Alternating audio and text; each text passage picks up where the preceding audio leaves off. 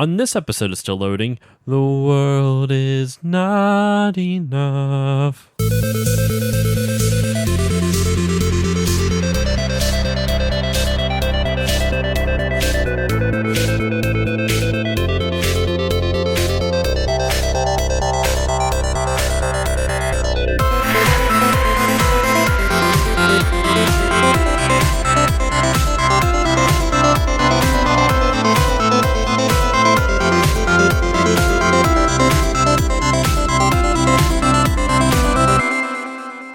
Hello everyone, and welcome to this new episode of Still Loading. For this week's episode, we are bringing back the Bond game review series at Justin. Say hello, sir. What's up, everyone?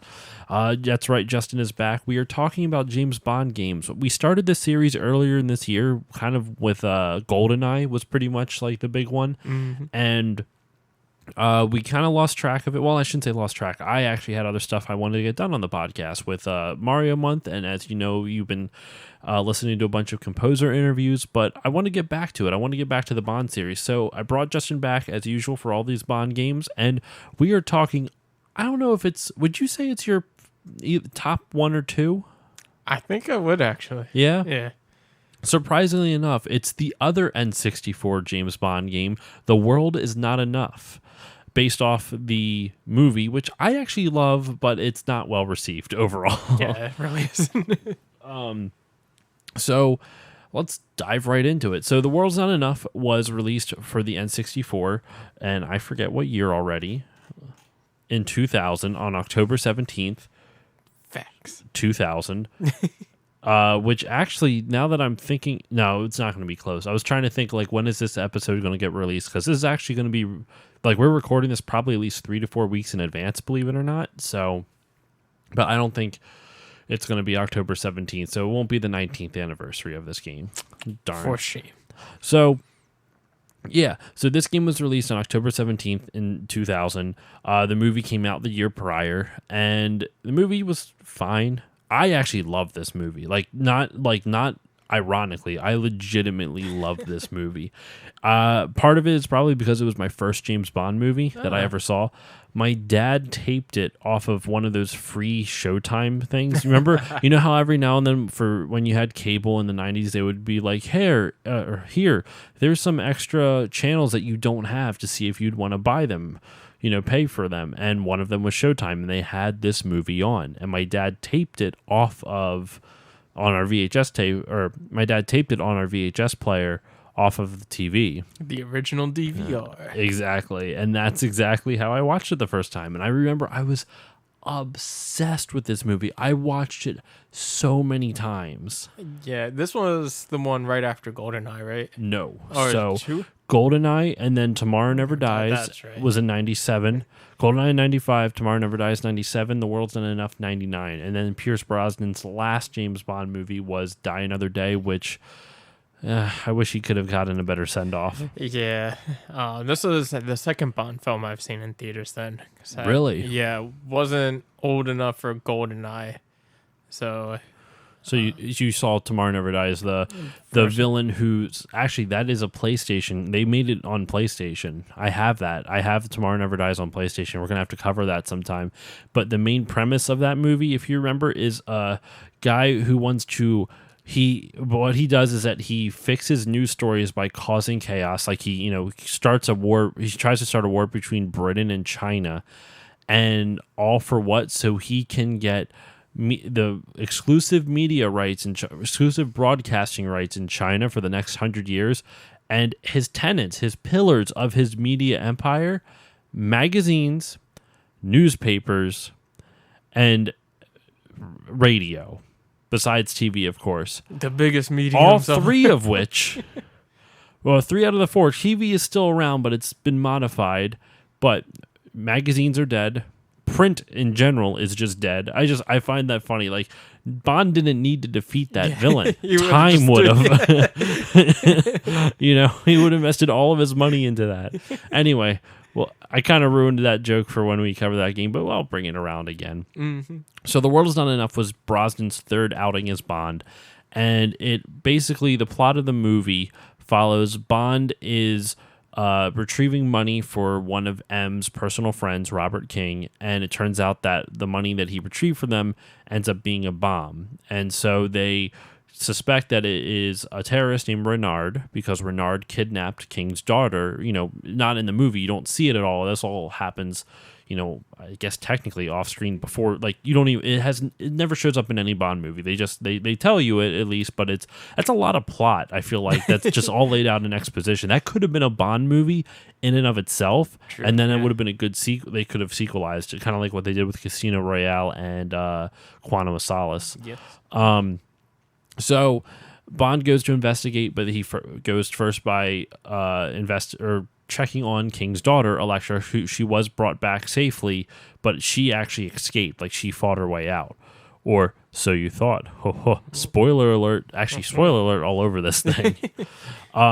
So Bond goes to investigate while also trying to keep her safe, because who knows? They don't know if Renard is going to go after her, since he went after her father and killed him. And you basically, without going into all the detail, because it's kind of hard to explain without having it written down in front of me, Bond finds out that it was actually Electra, King's daughter, the guy that he retrieved the money from the beginning of the movie. His daughter is the one that actually planted the bomb and killed her own father. And you find out it's because she was bitter at him for not trying to pay the ransom when she was kidnapped. She ends up seducing her captor, the terrorist, Renard, and that's how the whole plot is. It's actually the plot of the movie is actually really good. The main detractor, Denise Richards. That's right. Yeah.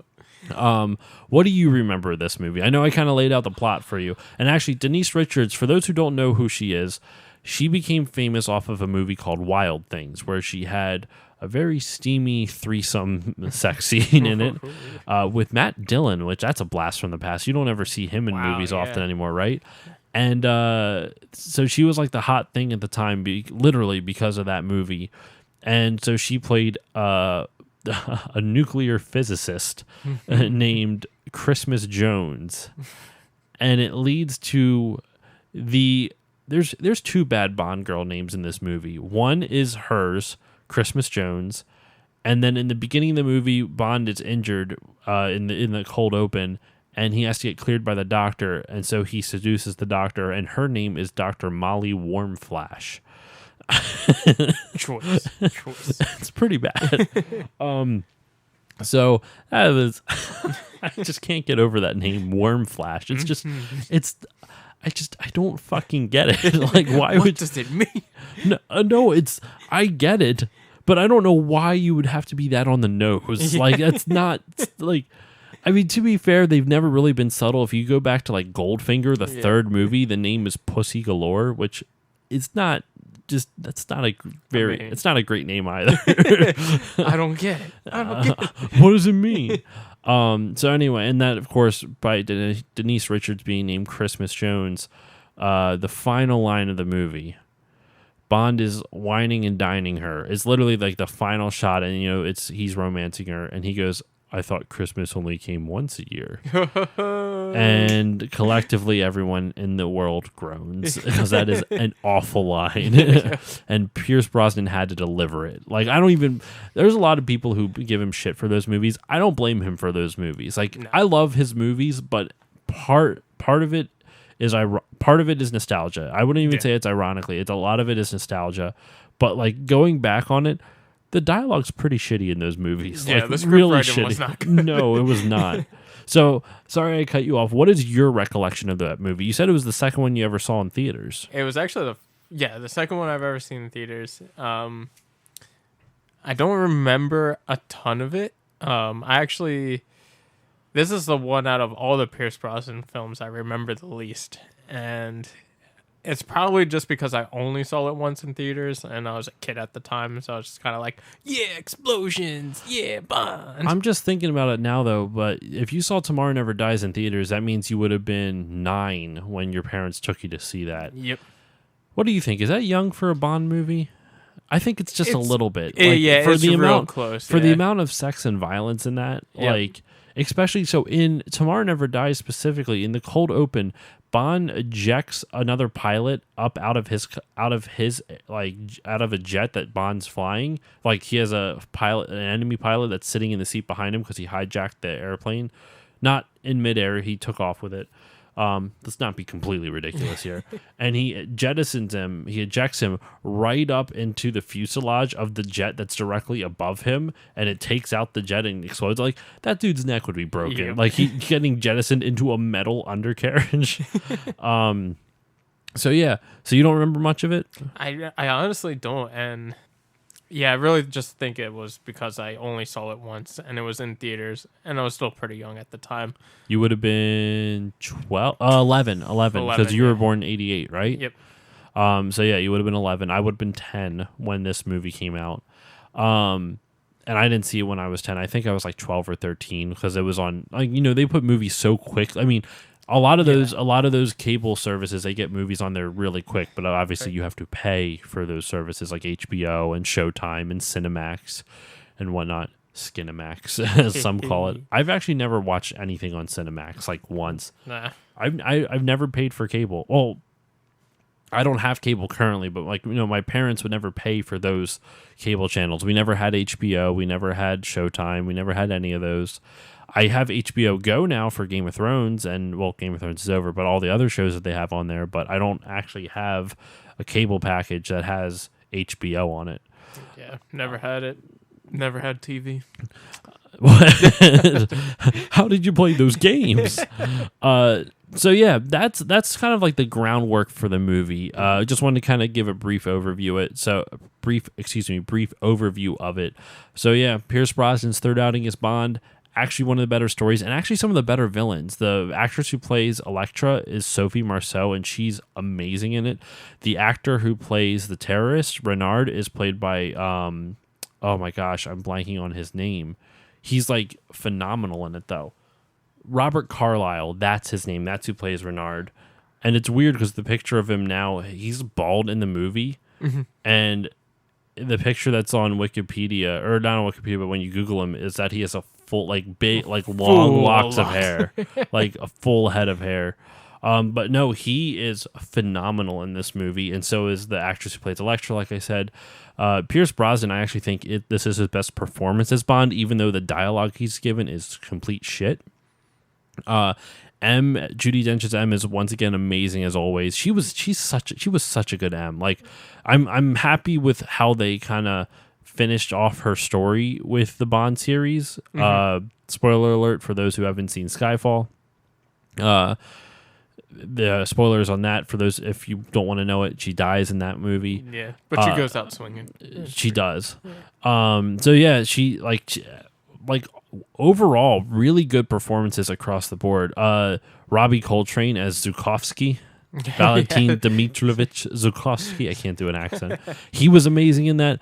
Literally the only blemish on this acting record is fucking Denise Richards. Yep. And don't get me wrong, like, her dialogue is equally as shitty as everyone else's, but everyone else is pretty good at delivering it. Denise Richards just flat overall. It's very flat. Yeah. It's not a really anyway. So let's dive into the game.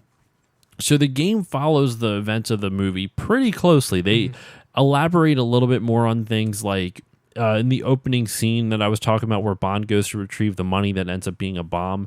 You don't see much. You just find him. The movie pretty much opens in the banker's office with him talking to the banker, trying to get the money.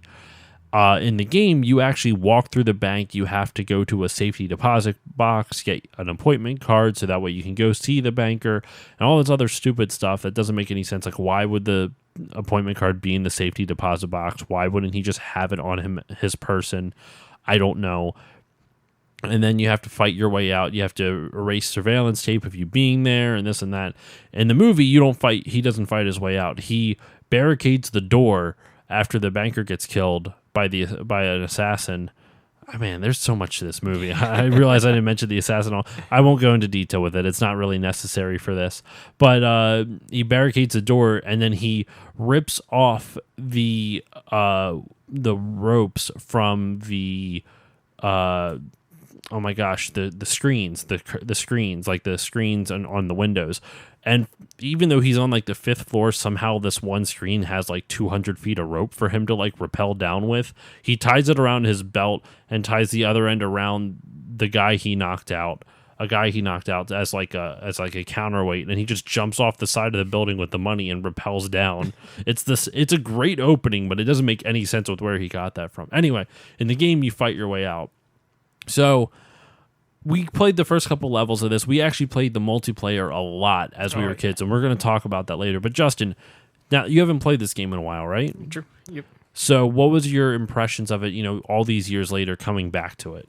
Honestly, I was quite surprised because it held up really well. Yeah. I mean, the graphics are N64. It's N64. But anti-aliasing is shit. Yeah, but I mean the colors were real vibrant. The animations were actually pretty cool. So like the Magnum, when you reload it, like you see all the empty shells fall out of the barrel, and you like spin it to reload it. Like the animation, I was like, wow, this was on the N64. That's not bad. No, it really wasn't. The only thing that I would say it was bad with the animations is that there was no facial animations, but it was the N64. Like they couldn't really do that. Right. Yeah. It's just these awkward staring, awkward like flat, like no emotion, just. Dr. Molly Warmflash in the game had like the eyes of like one of those like, what is it, like those fembots from like Austin Powers, He was terrifying. M's face looked like one of the faces from the Planet of the Apes, like one of the like it did not look like none of the biggest problem was Q. So Q, for those who don't know about the James Bond franchise, Q is the quartermaster. He gives Bond all of his gadgets that Bond's so well known for. And for the majority, actually, I think The World's Not Enough was the 19th Bond movie at the time. The 20th, I want to say, was Die Another Day. Hold on, let me think that. Connery did 6. We're talking canon ones, because Connery did a 7th one that doesn't count. That's right. Connery did 6. Moore did 7, so that alone right there is 13. Then Lazenby did 1, so that's 14. Dalton did 2, so that's 16, and then Brosnan did 3. That makes sense. That was the 19th movie. So, because then Brosnan's 4th movie would have been the 20th Bond movie in the franchise. Sorry to get super geeky there, but that's what you come to this podcast for. Yeah. So it was the 19th movie. So it was the same actor playing Q in all 19 movies. Now, granted, Q did not appear in all those 19 movies, but it like anytime that Q was in a movie, it was that actor playing it. It was no one else. Wow. Unlike Bond's like CIA friend Felix Leiter, that's played by different actors in a bunch of the movies. That's why if you ever watch his old movies, anytime Felix comes into a scene, he always says, "Oh, Felix, you old dog," because they have to let the audience know who Felix Leiter is, because the actor changed almost every movie. There's only one actor who played it twice, I think. I think so. I think his name was like I can't remember the actor's name, but he played it like 20 years apart. He was Felix in Live and Let Die, the first Roger Moore film in like 1973, I want to say, 74. And then he played Felix Leiter in Timothy Dalton's last Bond film in 1989. So it was like over 20 years apart from each other. Or no, not quite 20 years apart, excuse me. It was like 15 to 16. It was a long time though. David Hedison, something like that. I'm a huge Bond geek, sorry. Like I love this type of stuff. But the same Q though was played through all of them. And so they had Q in the movie. It's the same guy. It's his last appearance as Q, because unfortunately Desmond Llewellyn is the actor's name and he passed away. Not even like, this sounds awful to say, but not even like by something, not even like by sickness. It was a car accident. So it's not even like something took him. It's that he was just robbed of the world. I don't know. It's so sad, because he probably would have kept playing that role until he couldn't anymore. He was old though. He was like in his 80s, so it's not like he died young, but it's still a shame, because he probably would have done more. Right, yeah. It's even more sad is that in The World's Not Enough, his final lines of the movie are basically it's kind of ominous, because it says his final lines are like, "What are the two things I've always taught you?" And he basically, even though it's weird because he's never like had a mentor relationship with Bond, they just like rib each other all the time.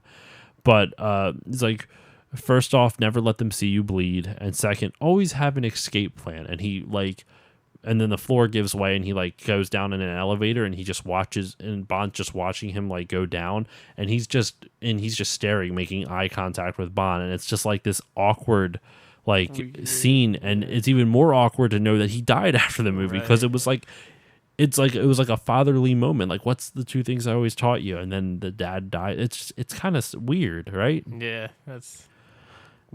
I know, right? So, yeah. So you said the controls were better than you remember. Sorry, I don't even know how we got on that tangent. We were talking about the character models and the graphics. So, Q looks fucking nothing like Desmond Llewellyn.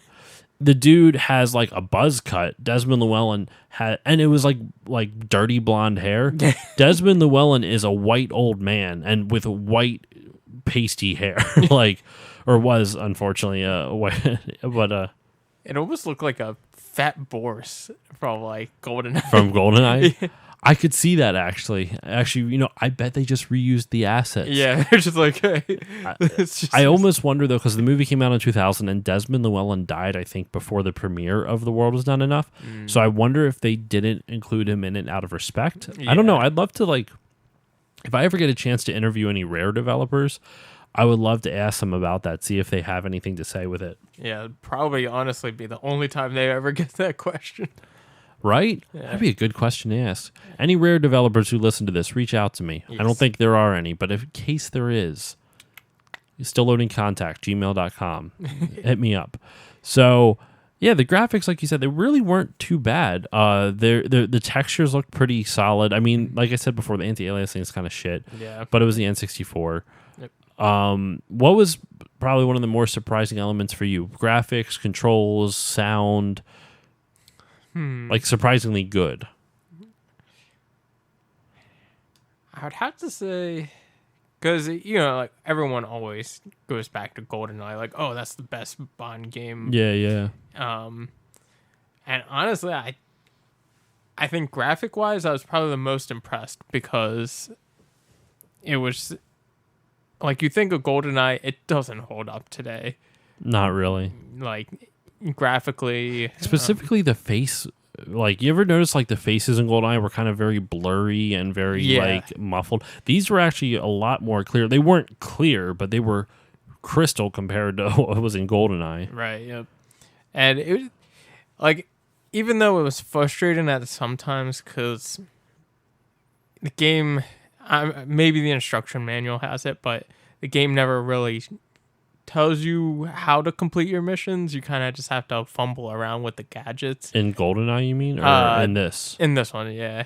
Yeah, I mean, the manual does tell you some things, but it really doesn't hold your hand. You're supposed to read the objectives and then figure out what you can do with it from there. Yeah, so at the beginning, it's like, wait, what? I was supposed to do that? And at first, it's like, it's frustrating because you got to like restart the whole mission if you forget something. But... or if you accidentally kill a civilian, as we found out so many times. Oh, yeah. But, I mean, outside of that, once you understand that mechanic of the game, it becomes actually pretty cool because now you're like, it's part puzzle in a small sense because you have to figure out what gadget to use on which object. So it kind of gives you that spy element. Mm-hmm. I definitely agree with that, yeah. And then just the missions in general, it really plays well to the level. So I was actually, out of everything, I was actually most impressed with that. Like the level design, would you say? Yeah. Okay. I'd agree with that. For me, it was actually the controls. Because I was expecting to not really quite get them anymore because it's a single joystick shooter, a single joystick FPS. But the designers do a really good job, and they do this in GoldenEye too. So I would actually probably put this, if I had to pick like one surprising element for me, would be the controls in GoldenEye as well. Because I'm not saying they're good, but for the time, they're better than you would expect them to be.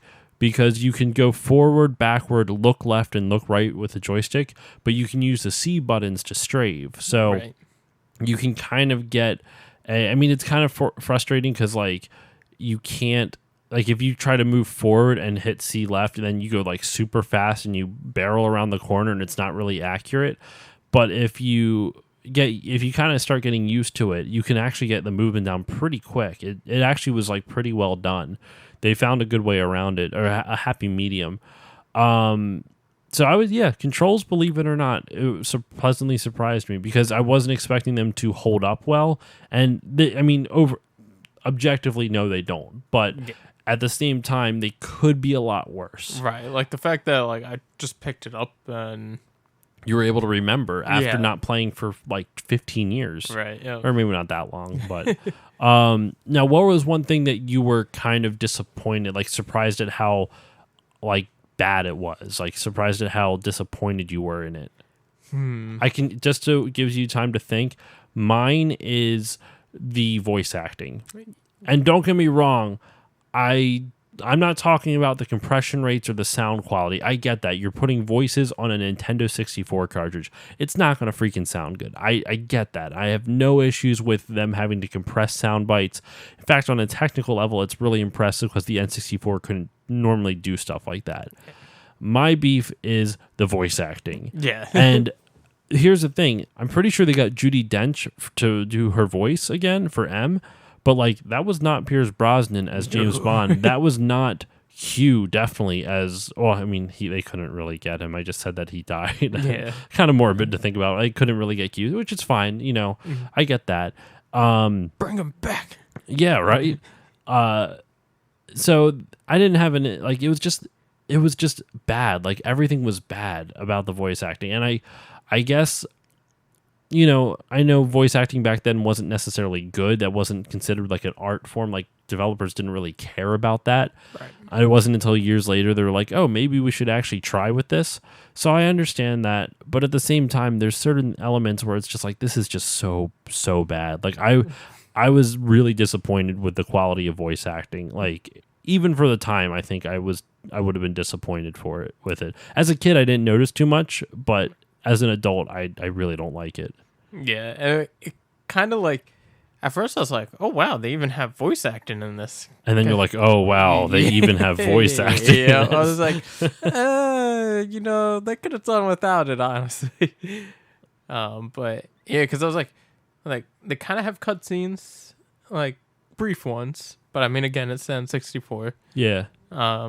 You know, it's like... And all in-engine cutscenes because they couldn't do FMV video on the N64. Right. Yeah. There is actually one game that... At least one. I don't want to say for all.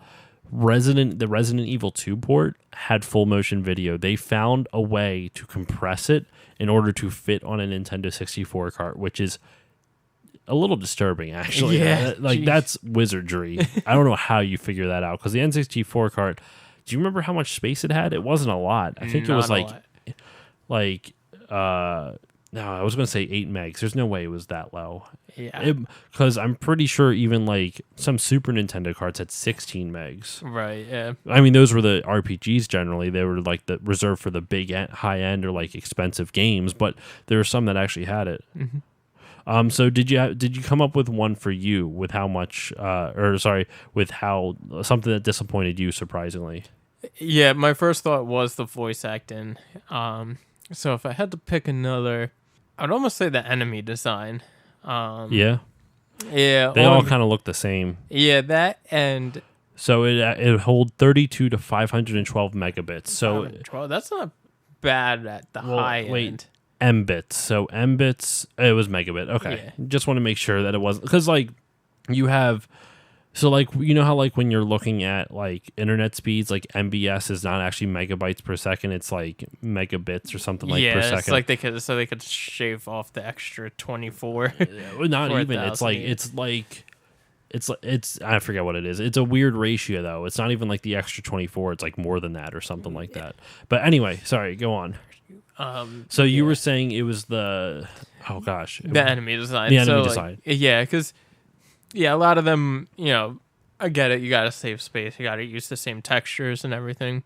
But just overall, like, I just chose the secret agent difficulty, which is like middle of the road. Yeah. But it was just like they just kind of ran at you, and like there was one part where That almost seems like the AI is what you have an issue with. Not even necessarily the design visually, but you're talking about like technically on under the hood. Right. Yeah. And like the one part, like it was really cool. The whole staircase blew up, and like 3 guys like came down on cable lines, and maybe it was my positioning, but I mowed all 3 of them down with in like a second. Yeah, I was like, oh, okay.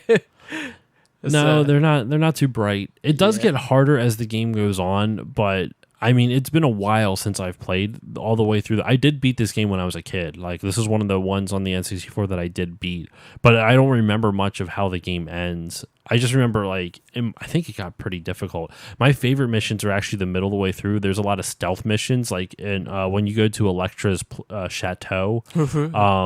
After in the movie, that's where they do the whole some. But in the game, they skip that some. And you have to go exploring around her chateau at night. And you have to sneak by her guards and stuff like that. It's actually a really like well done stealth section from what I remember, because it was not easy. You actually had to be stealthy and sneaky. You had these like darts that you could use to knock out enemies, but you had a finite amount of them, and it pissed me off because I never understood how you can knock them out because you weren't allowed to kill them. So you could knock them out. So what you can do is if you get the stunner on the watch and you start stunning them, they won't alert anyone because they're stunned, and then you just punch them until you knock them out. It's great. That's amazing. And you don't even have to like switch between unarmed and the stunner. You just keep hitting the fire button for your weapon or whatever. That's right. I saw you do that, and I was like, it's real smooth. Yeah, that's because you're not alternating. Automatically, if you're from a distance and you use a zapper, it just zaps them from a distance. Right. But if you're close while using it, then he'll alternate punches and zaps. Right?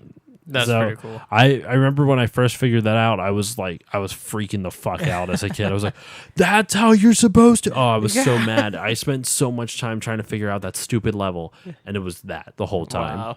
So, all right, so I could see that. Do you have any other final comments on the enemy AI or anything, or the design at all? Not really. I feel like I cut you off, so I just want to make sure you get to say everything. Nah. Yeah, that was pretty much it. I'm like, blowing up the monitors. So, this is that era of first-person shooters where explosions, anything remotely technological just explodes. So I was in the first mission, and you're in an office, you're in the bank, like I said, and there's a bunch of civilians. It says not to kill the civilians. So I didn't mess around, didn't shoot any of them. If you accidentally, so I was like, well, what happens when I shoot the computer? I bet it just like, the screen just kind of like goes out, nothing happens, and maybe the civilians are a little scared, whatever. Doesn't do that. Just fucking blows up a third of the room. and then you fail the mission because you killed a civilian. I'm like, I didn't even shoot them. How was I supposed to know that this computer was loaded with C4? And then on a simpler note, the next mission, you go into like a dark room, just like a small little dark office room, I guess. Yeah. And there's an enemy behind one of those computers. And when you walk in, the enemy just naturally starts shooting at you. Well, the monitor's right in front of him. So he ends up blowing himself up because he shoots the monitor trying to shoot you. Oh my God, it's so good. It like the physics of this are absurd, and it's great. I remember so many of those things, and later on in the game you get like a grappling hook that you can use, and it's like this tiny little spindle that like hauls you up. It's so ridiculous looking. It's great. And it's all within his watch. Like he just kind of like Supermans it up with the grapple. Right. Like he shoots a piton out of the watch and it like latches onto stuff.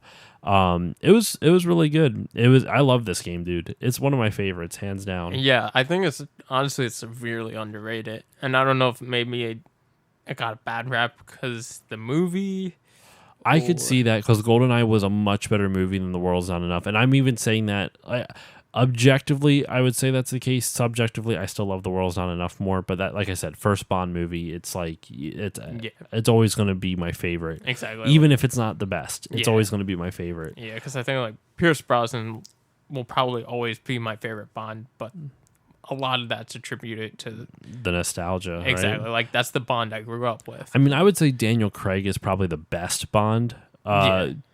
Sean Connery's definitely up there too because he defined the role. But Craig I like just because he's good at brooding. Like he does a really good job, and he kind of walks the line between that brooding and also emotional side, like not too often. He doesn't go to the emotional side too often. It's not like he's not bipolar or anything like that, but he's surprisingly good with that type of thing. Like nothing defines the Craig era more than in Casino Royale when they're doing the parkour chase and the dude like this is on the James Bonding podcast that I love. They talk about this and I 100% agree with them. The parkour guy jumps over like there's a little like vent, there's a little like space above the wall because it's in a construction yard, and he just launches over the wall, and it's probably like an 8 foot high. It's indoors, so it's like a full room wall, but the ceiling is complete, so he's able to squeeze through the top of it. So he just kind of jumps over it, no problem.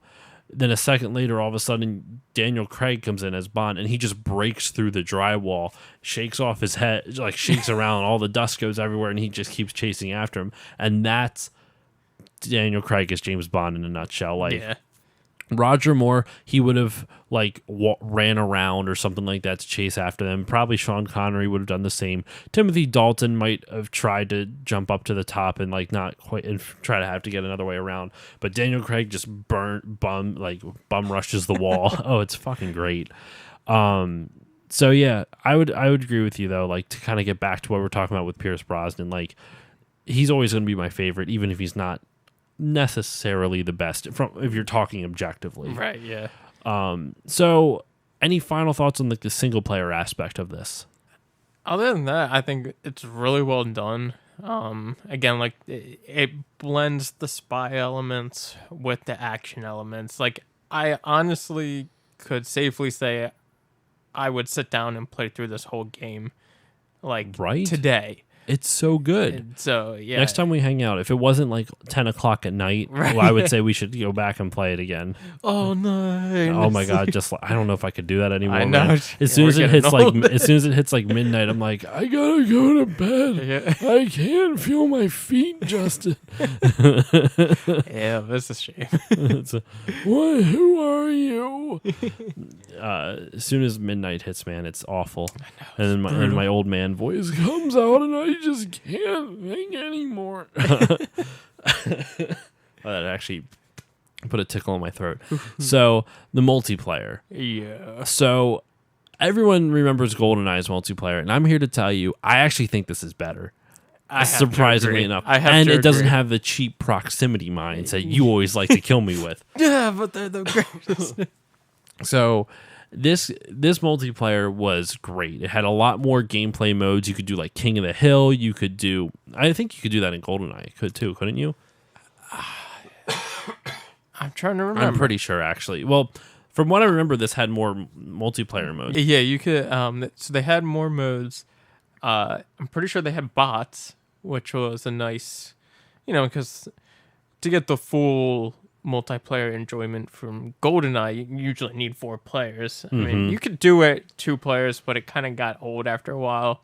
But with this one, with the bots, it opened up a lot more. And so you could have just one friend over, or you could even be by yourself and just mess around with it. Oh, we always called them Owlbots because we always... Oh, well, our preferred song. So one of the things that when Justin and I first were becoming friends, we played hockey together. That's how we met. And he came over one day to play James Bond. We were to play video games and just hang out. And I asked him, like, well, what music do you like? And at the time, you were, like, big into classic rock. Like, that was your go-to, like Ozzy Osbourne specifically. That was your big one. Oh, my God. I remember that. Ooh, and so I I was like, well, what music do you like? Because I liked all the shitty music. And I even say that now because I loved Creed. And Creed was like the Nickelback of the 90s. Yeah. I mean, not for nothing. Like, some of their music's enjoyable. So. I still stand by the fact that Mark Tremonti, their guitarist, is a fucking great guitarist. He's a legitimately like really good guitarist, and he got underrated because of Creed. He ended up going to Alter Bridge though, and Alter Bridge is like a crazy good band. Yeah. I haven't listened to them in ages, but they it's kind of weird. It's almost like let's replace Scott Stapp with Scott Stapp 2.0. And just modify it so something that we want to do, because I think Scott Stapp's music was like too like he had too much of a controlling influence. I don't really know. I stopped following the band when I was in like 6th or 7th grade, maybe 8th or 9th, I forget. So anyway, so I knew he didn't want to listen to my shitty music. So we found a Beatles record or a Beatles CD that my dad had. I was like, do you like the Beatles? I was like, this is the closest thing to classic rock that I know we have. And he goes, yeah. So we're just playing, and we have the Beatles on in the background. And we decided to mess around with some of the game types, and we were playing with all explosives. Yeah. And we had rocket launchers. And the smallest level. So it was easier for us to find the enemies. To find the bots. And all I remember is that the song that came on was Love Me Do. You know, love me do. You know I love you. I don't want to get copyright strike, but that's, you know.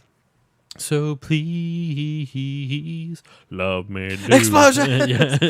And so we'd be listening to that song, and we were just listening, and we noticed that song come on right when we were blowing up the shit out of every Albots. all these Albots, yeah, because we didn't. Those did not look like eyes. No, I know it's a capital I now. Yeah. But like, I was like, Albots? Why the fuck are they called Albots? Do you ever think that we would that would be like if we ever got killed by them? You remember?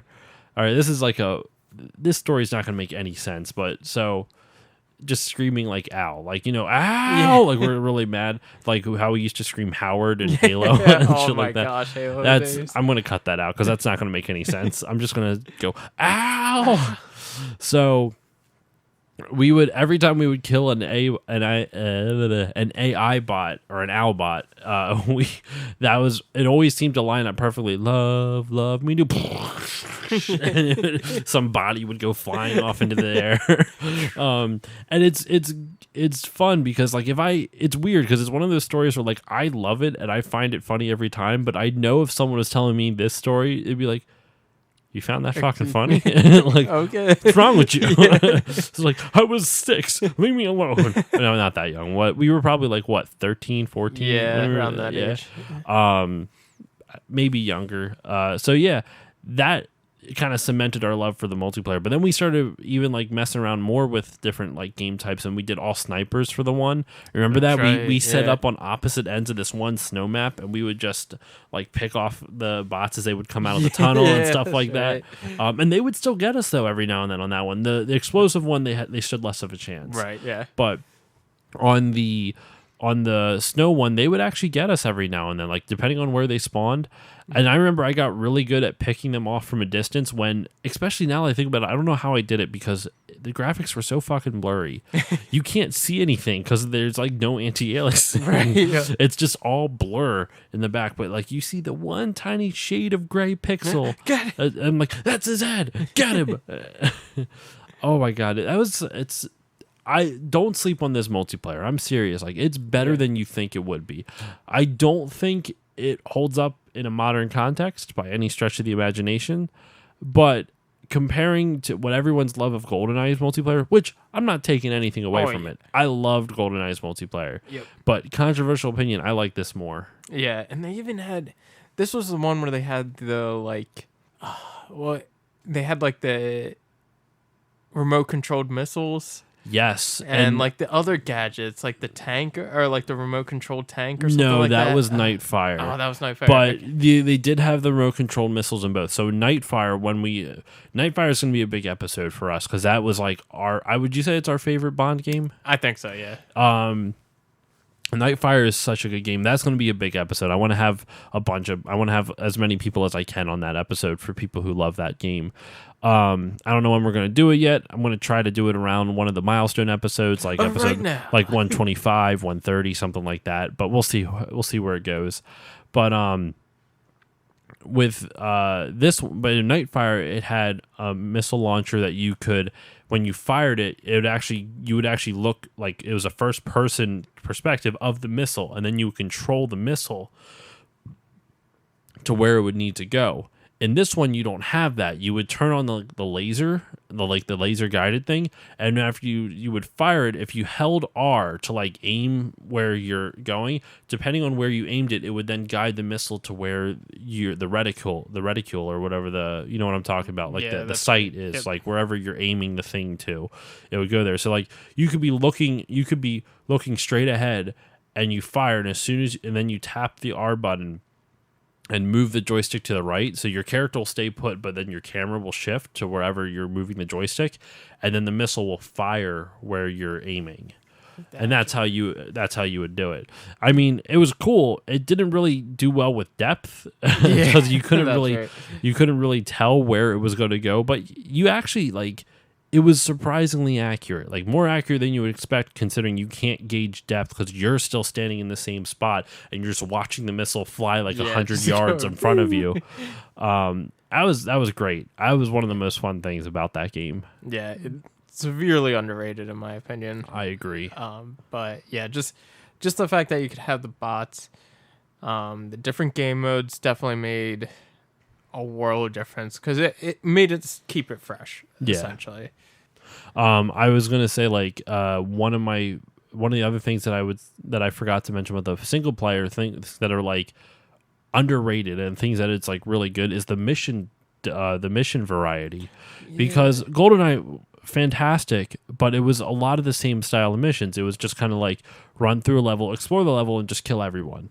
And in The World's Not Enough, there's actually a lot of stealth missions. There's at least one or two that I can think of. On top of that, there is some of the missions on rails. Like GoldenEye had that too. You had the tank mission. Yep. From when Bond, going through the streets of St. Petersburg in a tank in that movie. In this one, you get to ride on a snowmobile with a machine gun and just go down a mountainside and like take out enemies as you go. It was actually a lot of fun. And it was actually really difficult from what I remember when I was a kid. But there was a lot of mission variety. So you had like an on-rail shooter. You had the open world like first-person shooter. Even the first mission had a combination of stealth and action. Because like so in the first mission, you walk into the bank. You don't have any weapons on you at that moment. You go up to the banker's office. All hell breaks loose, and that's when you start killing all the bad guys. When you go down, you can run out with your gun, but the guards are going to start shooting you, and you can't shoot them because they're civilians. But if you put your weapon away and you just walk out unarmed, then they don't even notice a thing. So they kind of added a little bit. I mean, it's not a stealth level by any stretch, but it's kind of a little bit of a stealth segment because you actually have to figure out like, oh, if I put my weapon away, I can sneak through these guards and they're just going to think I'm a civilian like them. But if you come out with a gun, they're going to start shooting at me. And you have to book it the fuck out of there and not shoot them and hope that you have enough health to make it out, or they're just bad shots. Right. Or you can sneak your way out. Like I was saying, the mission variety is a surprisingly good aspect of it. Surprisingly high. Like I was really happy with that too. Yeah, and another really cool thing too, like that when I first noticed when you load a mission, they have like all the different characters, and you can kind of scroll through, and they have something a little bit different to say about the mission. Yes, and I was like, that's actually a really cool touch to have because it's like you're slowly kind of like interacting with the characters just out of nature. And that in that era of Bond, it made a lot of sense because Bond had a lot of people kind of like giving him advice. You had M, of course, the leader of MI6. You had Robinson. You had Tanner, which are two like MI6 higher ups. They're kind of like aides, handlers, or whatever. And then you had Q. Right. So like there was a lot of people in like in MI6 that were like assisting or aiding Bond. Not nearly as many in the modern day stuff. In like the Daniel Craig era, you have pretty much you have M. Then I want to say you have Tanner, and then you have Q. Yeah. I mean, I guess it's only one less, but like Tanner doesn't really do much throughout the. Q actually does a lot more in the Daniel Craig ones, especially in Spectre, which that movie was kind of garbage, but he was pretty good in it. So yeah, no, you're right. I like that aspect a lot of it. How each one, it kind of gets you to know those characters a little bit more, even if you haven't seen the movies. It kind of gives you an idea of who they are as a person. Yeah, because at least like from what I remember as a kid watching the Bond movies, I was kind of like M's a recurring figure. Like she stands out. Q stands out because of all the cool gadgets he gets. But other than that, I'm just kind of like, who is that? Huh? I don't care. I want more explosions. Shoot another computer.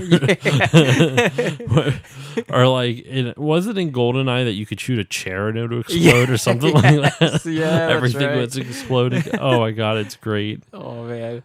But and the other thing too, like the first mission, the more I think about it, it is a tutorial level without it being a tutorial level, because you have like each of the little objectives you have to do, you have to use a different gadget for.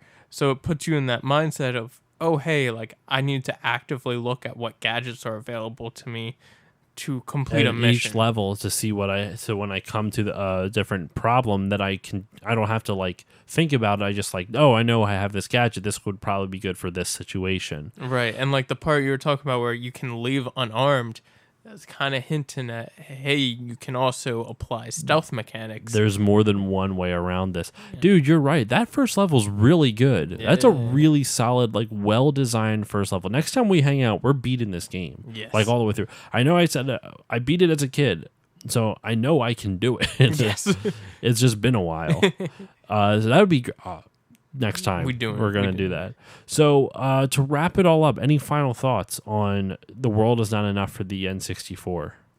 Not much more, except underrate it. You should, if you're curious, I would highly recommend just checking it out. Play a couple levels of the single player, grab a friend, or if you're all by yourself, fight some Owlbots. Some Owlbots. I love that name so much. I'll never be able to, like, I have to just say AI, because if I say AI bots, it just it's too hard. It doesn't roll off the tongue easily. No. Owlbots just rolls off nice and easily. It's because I think about it. AI is 2 syllables. Owl is just 1. Fuck you, AI. That's what I say. Owl wins. Owl wins by numbers alone. Easier. So yeah, so that wraps up this episode of Still Loading. Thank you all once again for listening. As usual, you can follow me on Facebook, Twitter, and Instagram at Still Loading Pod on all of them. If you want to support the show financially, you can go to patreon.com/stillloadingpod. Even just $1 a month helps me. I'll get to provide more content. There's a couple goals up there, so check that out. If that interests you, it would definitely help me out a lot. Justin, what do you have to plug? Not much. If you like anime, cosplay, whatever, Instagram, it's just Kitsu Ninja. But you know, that's KITSU Ninja, all one word, right? Yeah. And also, if you want to reach out to me, besides on all those social media things, you can also reach out to me at stillloadingcontact@gmail.com. And as usual, check out all the great shows on the Podbeard Network. And I think that should wrap it up. I know the sponsor of the Podbeard Network, Seat Giant. And Seat Giant is a ticket reselling website where you can buy tickets to your favorite shows, sports events, plays, things like that. If you use the promo code PODBEARD, PODBEARD at checkout, it'll save you a little bit extra. That's seatgiant.com or seatgiant.ca for you Canadian friends. Yay, Canada. Yay, Canada. And I think that should be it. So thank you, everyone, for listening, and I will see you all next time. Ah!